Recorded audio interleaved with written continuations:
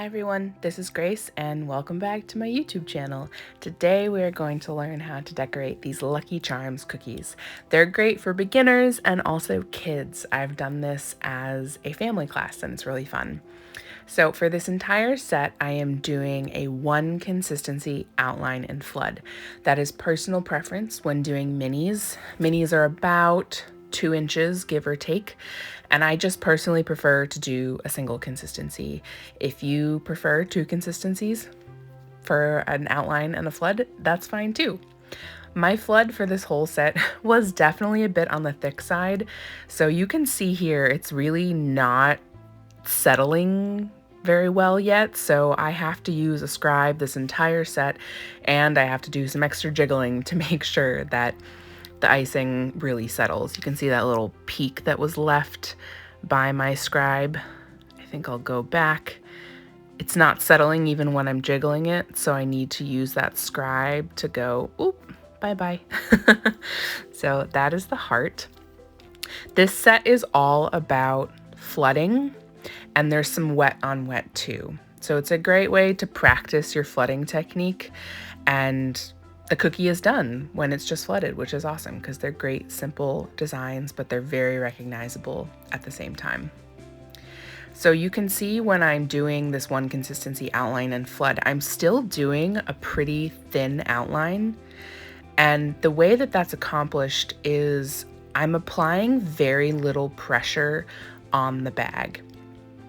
There's a balance in cutting the tip just right so that you can get a good size outline, one that's not too big or too small, by just applying just a small amount of pressure on your bag. But then you can see here, I'm able to get a pretty decent flood thickness because I'm applying quite a bit of pressure on the bag. But you don't want to have to apply so much pressure that you run the risk of actually exploding your bag.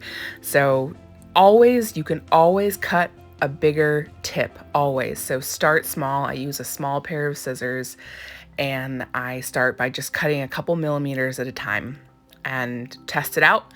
If it's still too small, cut another millimeter and just keep going until you get just the right thickness. Those first 2 cookies were just a plain flood, but this one, this rainbow, uses 3 different colors, and the way that I'm deciding to pipe this is basically like a wet on wet, where I'm piping one color at a time, and then but I'm making sure to flood them one after the other so that they seamlessly kind of melt into each other instead of there being a distinction between the colors. Now you can see here that I am freehanding this rainbow, but certainly you can use an edible marker and just trace out the rainbow ahead of time. That's what I did in the family kids class that I did, so that the kids could just more easily trace the different arches of this rainbow. So again, you can see I have flooded immediately that yellow against the blue because I want it to dry totally flat. If you're looking for definition in between the colors, that's totally cool too. It's just a different look. And the way you would accomplish that is you would allow, I would say I would do the blue and then the pink is this third one I'll do. I would do the blue and the pink first. Let those crust over. It's about 15 minutes in the dehydrator or 30-ish minutes in front of a fan. When I say crust, it means that the top layer has just dried. So it would be dry to the touch, but if you put any pressure on it, it would sink through because all the icing underneath is still wet, if that makes sense. I was going for a totally flat look on all of these designs, which is why I did a wet on wet technique for all of them. And using my scribe was absolutely necessary this whole set. And that is the rainbow. And up next we have this shooting star. And again, this will be like the rainbow where you're flooding 2 colors next to each other right away. When doing this, it's important to work quickly. So I can only do one full cookie at a time with that kind of technique. If you're flooding in sections, like I said with the rainbow, so flooding in sections is alternating the sections so that they dry, they crust over, and then there's definition in between the colors. If you do it like that, then you could do multiple cookies at a time, just doing one color at a time, and then move on to the next step. I guess it just depends on your desired effect and kind of the workload that you have.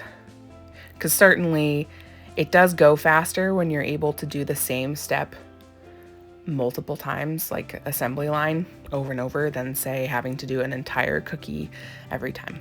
So just something to think about. I'm flooding here white against a color, and a lot of people have issues with bleeding when they flood white against another color. I personally don't have a lot of issues with bleeding. Bleeding means that one color has kind of seeped into another, and it happens a lot against a white. I think there's two reasons why I don't have trouble with bleeding.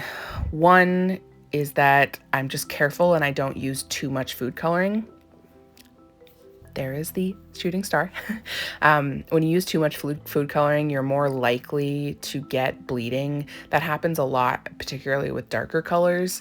And then I use lemon juice in the liquid of my royal icing, which is pretty unusual. Some people do like lemon flavoring, but my entire liquid is lemon juice, except for the water I use to thin it out. So I've always wondered if the lemon juice has anything to do with it. Tastes good. But so this is the very simple moon.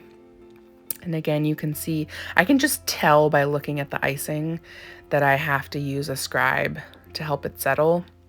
This is what I would call my thick flood.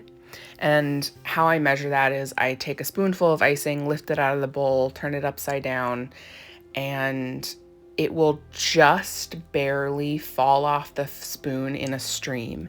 If it's piping consistency, it won't fall off the spoon, or it will take a very, very long time to plop off the spoon.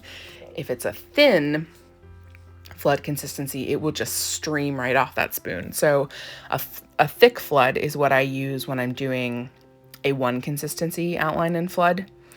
And that again just barely falls off the spoon in a stream. If you're still working with seconds, I did that when I first started and I don't personally anymore, but I would say it's maybe somewhere around 20. This might be more like a 25-second flood. So it's pretty thick.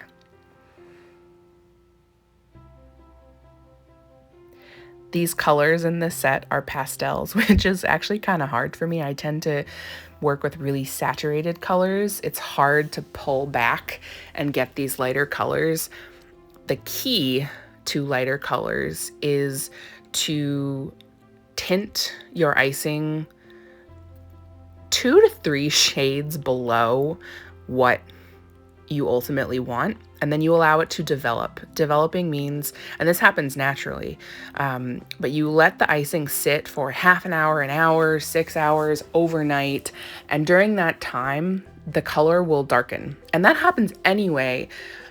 If you've ever noticed when you mix your icing, you flood your cookies and you're like, oh, this color is perfect. And then you notice as it dries so much darker than when you mixed it. And that's probably because you went straight from mixing coloring to decorating.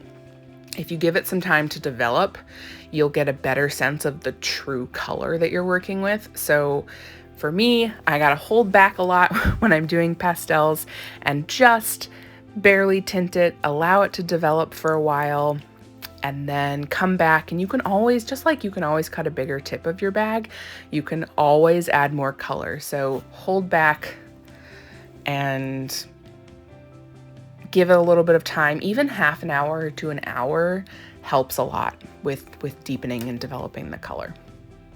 So just something to consider. This here is the Shamrock hat, and good Lord, this green was very thick.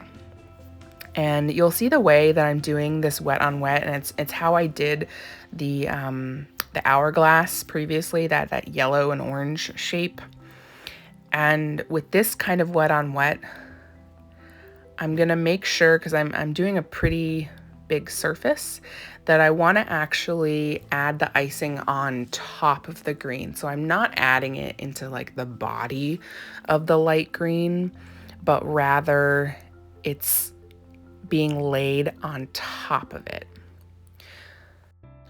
So you can see that really well as I'm filling these in, because I'm really just piping on top of that light green with the dark green. And then since this is a pretty thick flood, I'm going to use my scribe, and I'm just jiggling the surface of the cookie. So I'm not sticking my scribe all the way in. It's just the surface to help them melt into each other. So that's ultimately the effect I'm going for. So that is the Shamrock hat, and that, look at that, we're done with all the Lucky Charms. I hope you had fun watching this. I hope you have fun making this, and have a great day.